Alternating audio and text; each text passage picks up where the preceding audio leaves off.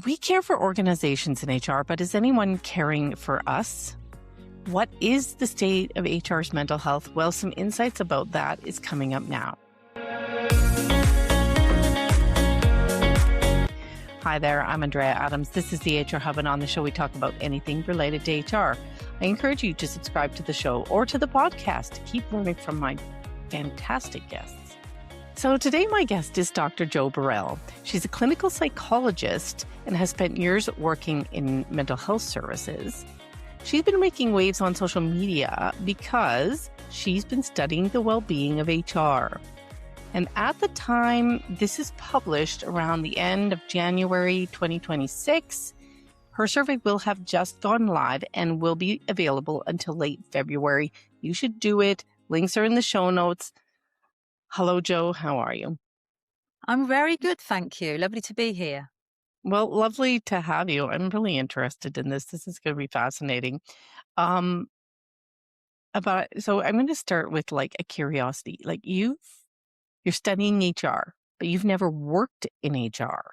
How did you end up doing a survey about us and about our well-being? So, as you mentioned in the beginning, I worked in mental health services most of my career in the UK's National Health Service. And about 10 years ago, just over now, I set up a company called Ultimate Resilience alongside my business partner, who's also a clinical psychologist. And we were really interested in working with employees and employers because we'd actually been seeing lots of people in our clinics who are suffering from mental health issues that really had their source in the workplace and in the experience at work.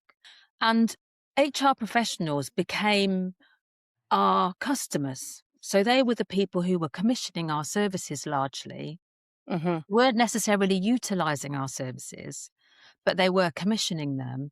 And so we were getting to know lots of HR professionals. And then the pandemic happened and we noticed a shift. And this shift was that suddenly HR professionals were reaching out for help for themselves in a way that they'd never done before. And we just said, what's going on here? Why is this happening? This is really interesting. And of course, we got to know lots of HR professionals because, we'd been doing return business with lots of organizations and we've built relationships with HR people who were commissioning our services. So we were hearing anecdotally about the challenges that they were facing in their jobs. And so the first question we asked ourselves was, what data is there out there about the mental well-being of HR professionals? So we duly went and had a look. What did we find? Nothing. You found nothing. Indeed. We found almost nothing. So I guess that's where we started. We said, well, let's create some data then. We're hearing from people about the struggles that they're facing. We know that the pandemic is a particularly challenging time. We know, my gosh, HR professionals were right on the front line dealing with everything landed on their laps during the pandemic, didn't it? So we said, let's make some data and see what happens. And we've since conducted our survey another time. So we've conducted it twice so far. And as you said, we are just in the process of conducting the 2026 survey. And that is open currently and people can have click on the link in the show notes, as you said, and add their voice to this kind of growing picture of the mental well-being of HR professionals. Okay. So from did you do it in 2025? And if so, what were the main findings of your survey?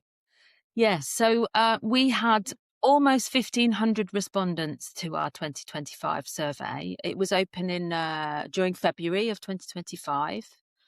And the survey is designed because we are clinicians by background. We wanted to make sure we used clinical questionnaires, standardized, statistically valid clinical questionnaires that were going to give us some really meaningful data. So this is what this survey is made up of. It's made up of clinical measures of things like depression, anxiety, burnout, psychological well-being, and so on. And the main findings, well, I guess we can probably expect that they're not going to be pretty. They were actually a lot worse than we expected. We were shocked ourselves, even though we were hearing anecdotally from HR professionals how much they were struggling. They were really stark. So what we found was, in terms of depression, in terms of our measure of depression, 44%, so almost half of our respondents, met the threshold for clinically significant symptoms of depression. Now, we looked at the data for the general population, so Office for National Statistics data in the UK, and we compared that with that data, and we found that that figure of 44% is 2.5 times higher than we would expect to see in the general population. So then we found, in terms of anxiety, 38% met the threshold for clinically significant symptoms of anxiety, and that is 1.5 times higher than in the general population. So we've got a professional group, a set of people who are not only struggling with their mental health, but they're struggling with it significantly more than we would expect other people to be in the general population. Okay. Then in terms of burnout, we found that 63% were likely experiencing burnout, according to our measure of burnout, and a further 15% were at risk of burnout. So there we've got 78% of people who are struggling quite significantly in terms of burnout symptoms. 67% were in the range for low psychological well-being. And then we also asked, are you considering leaving the profession of HR? And 42% said yes, they were considering leaving. So again, that's almost half of our respondents. And of course, we don't know whether they've subsequently left or what they've done, but they were certainly thinking about it. And we don't know why they're thinking about leaving the profession, but I think we can make some educated guesses, links between these findings around people's mental health and well-being and that particular finding around thinking about leaving the profession. We also asked people if they'd taken time off sick in relation to their mental well-being or other sort of sources of, stress. And 23% said that they had taken time off sick in the previous year. And that is slightly above the national average in the UK. Is the survey attracting people who are unwell? Because I'll say, for example, me, I don't feel like leaving HR and I don't think I'm depressed or anxious. So is it just attracting people who are like, I need a voice, I need to fill out the survey? Sure. I mean, we don't know because this is a self-selecting sample. Okay. You see the survey being advertised and you make a decision to contribute, to take part. And that might be for a number of different reasons. People are motivated for all sorts of different reasons, aren't they? Maybe they know someone else who's struggling. Maybe they're not struggling themselves, but they know other people who are struggling. Maybe they're particularly happy in their job at that particular time when they fill in the survey. Maybe they are really struggling. Maybe they've had some time off sick. Maybe they are off sick from work with mental health related issues. So we don't actually know.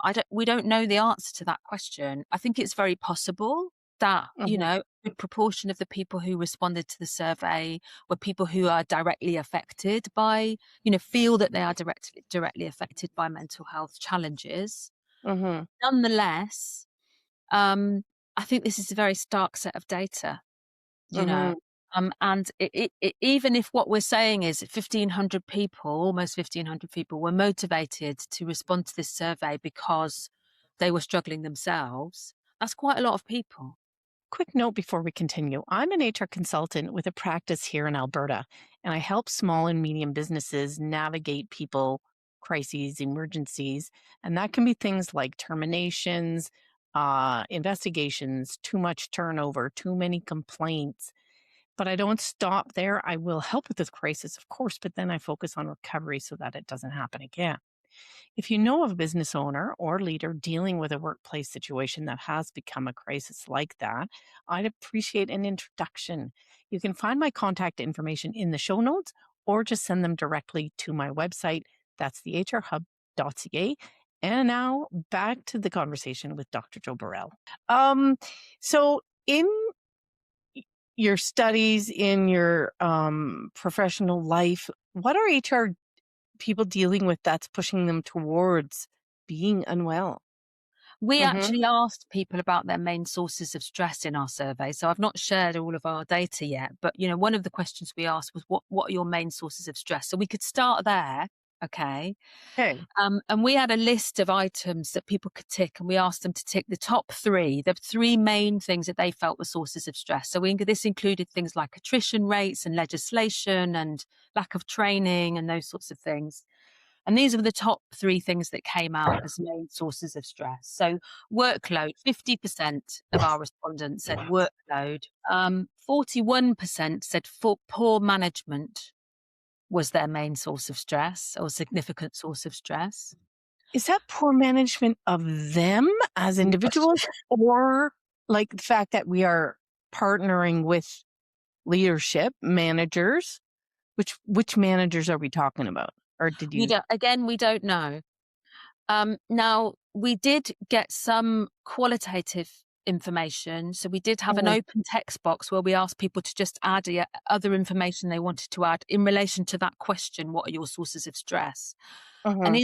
in those responses, we did get some people talking about their direct managers, so their management within HR, and Okay. how problematic that was. But we also had people talking about, the senior leadership within organizations, the C-suite. Mhm. So I think that figure of 41% who said poor management was a big source of stress for them, it's a mixture, likely to be a Okay. mixture Okay. of HR Okay. management and wider organizational management. And Yeah. then the third one out of the top three was lack of support. 29% Mm, said they felt lack of support was a significant contributing factor to stress for mhm, them. mhm, So the conversations I have with people, I suppose these are some of the things that I've gleaned. So one of the things is the HR role has changed massively in mm, the last 20, 30 years. mhm. But along with that change, a whole load of other raft of other roles and responsibilities have been added to HR's plate, if you know what I mean. So well-being is one of them. HR professionals now have well-being in their remit, well-being strategies, well-being initiatives, etc., etc. So they're Mhm, now the people that you go to around well-being related issues. And then, of mhm. course, we've got all the ER stuff that's, I think the world, we know the world is a much more complex place now, isn't it? Yeah. We've got the living crises, we've had the pandemic, we've got, global, disturbances, wars, all sorts of stuff going on. This is a very uncertain time for human beings on this planet. And so if you work with people, that you're going to be seeing that in your day-to-day interactions with people in the work that you're Oh, doing with yes. them. So Yeah. HR professionals are telling me that even things like ER cases are so much more complex now than they used to be. Yeah. They surely are. And I so, I heard sorry to interrupt, but I heard a term, and it just seems to relate to what you're saying. This idea of toxin handler. At HR, we are toxin yes, handlers, and yes, and that we've get supervisors in our office like upset and frustrated with their employees, and we get employees in our office upset and frustrated about what's happening to them in the workplace that they think is unfair, that they are exhausted, that they are not well, and we are handling it all. And so there's better, good and bad ways of handling it, but it just seems to me that that must also be part of it. I think it is very much. And I guess that's where what you do intersects with what I've been doing in my career. And I guess that's why I've become so passionate about this topic, because I identify with Mm, you in that role. I know what it's mhm, like to be on the receiving end of people's trauma, of people's anxiety and stress and their feelings of uncertainty that they've got about work and the mhm, world. You know, mhm. I know what it's like to be the person that the buck stops with. And I think that, as a clinician and someone who's worked in settings where I've dealt with those kind of things, what I'm aware of is that I've had a source of support all the way through my career called supervision, clinical supervision. And HR professionals don't have that. So that is what. What is clinical supervision? So many healthcare professionals and, some people outside of healthcare, but I think it's probably most commonly utilized in healthcare settings, um, have a source of what's called personal and professional development, which is called supervision.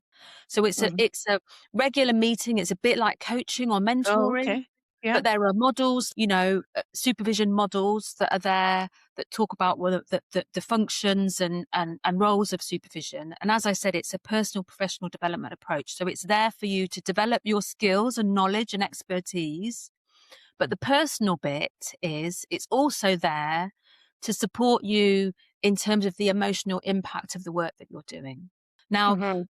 I know looking into HR that you're also experiencing that. You're working with people who are experiencing distress and difficulty and challenge. Mhm. You don't Mhm. have that system of support in place.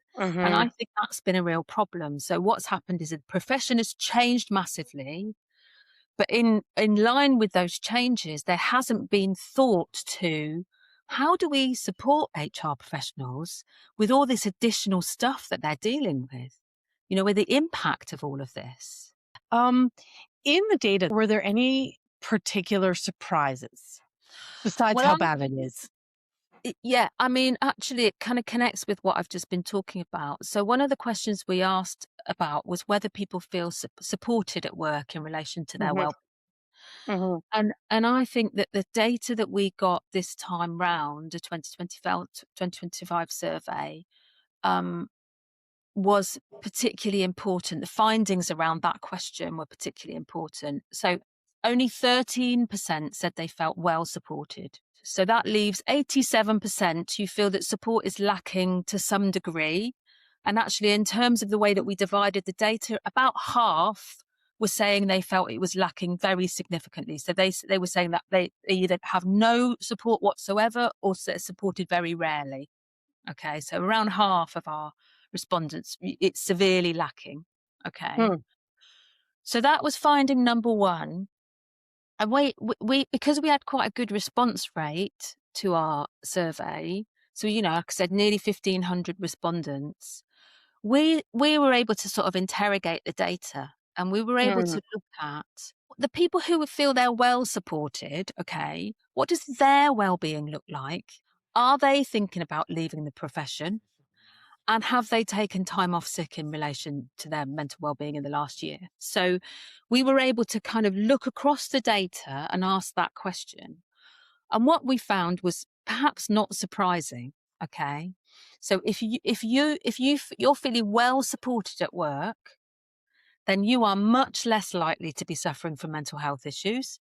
You're much Mhm. less likely to be burnt out. You are much less likely to be thinking about leaving the profession. And you are Mhm. much less likely to have taken time off sick in relation to your mental health in the past year. Mhm.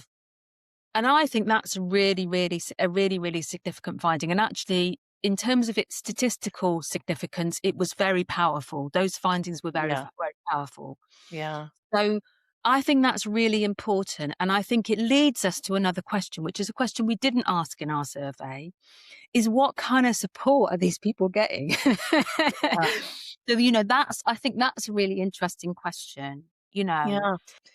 Um, what I'm really curious to know what's going to come out of the next survey, but Mm. what do you think some of the solutions are? Well, if people want to download our survey, so obviously the 2025 survey is still available, and the 2026 one will be available from about April time this year. So certainly in our last year's survey, we talked a little bit about what our recommendations are in terms of tackling this, crisis that Mhm. seems to be present in HR.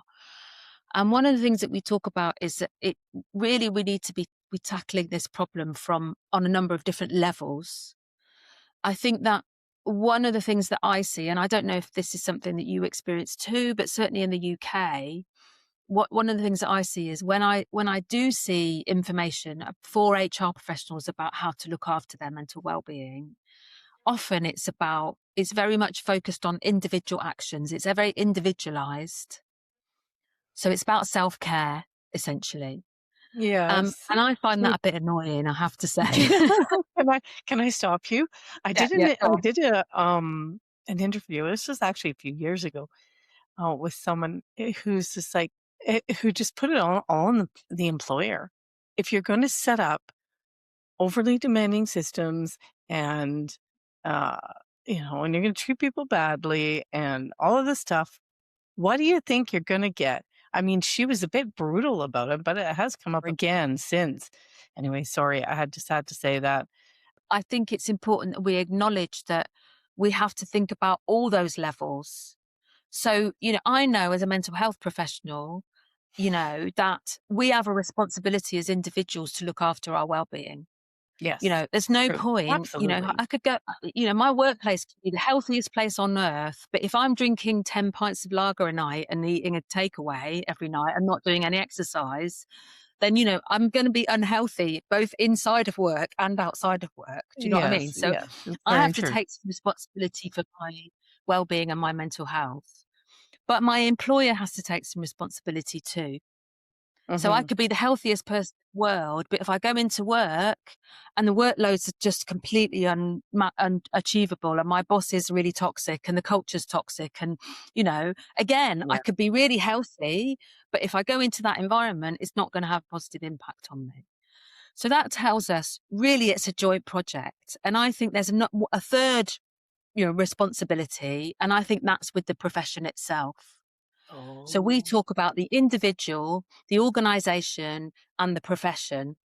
And the Hmm. profession itself, I think, has a responsibility to be driving solutions, to be having conversations about the impact of the work on HR professionals, the mental Hmm. health impact on it, and acknowledging that emotional toll of the work. I Hmm. think they have a responsibility to be doing that. And I think they have a responsibility to be promoting and encouraging organizations to be thinking about what systems of support they need to be putting in place. So it's not wholly their responsibility. And certainly in the Hmm. UK, I see a lot of kind of bashing of the main kind of professional body in the UK. Yeah. People feel very strongly that they should be doing more. And I agree, but I don't think all the responsibility sits with them. I think it's a joint Yeah. project. I I I love that. That's perfect. That makes sense to me. Where can someone learn more about you and the work you do? And I will put a link to the survey in the show notes. I'd really encourage people to complete the survey. We'd really love that, and we'd like to get that much more global reach this time round. So that'd be fantastic. If people want to follow me and learn about what we're doing, so I'm on LinkedIn, Dr. Mhm. Joe Burrell on LinkedIn. Please find me there and follow me. I'm talking about HR wellbeing and support for HR pretty much every day on LinkedIn. Mhm. And then you can also come to our website, which is ultimateresilience.co.uk.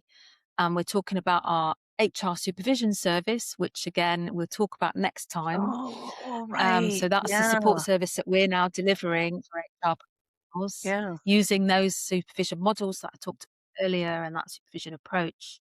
And, you can learn lots more about us too. We've got lots of blogs. We've got our 2025 survey available that you can have a look at. Mhm. So yeah, Mhm. please do hop over and reach out. Well, thanks, Joe. That was fascinating. Like, I really resonated with some of that and remain also super curious. I know I am going to be doing that survey. Uh, and then I'm going to be so curious that with all the attention that this is getting over the last year or so, what the participation rate is and what the outcome is. So last summer, I personally did an episode on some things I've learned on the show that have to do with succeeding in HR. A link to that's right here. Thanks for watching out there. We'll see you next time.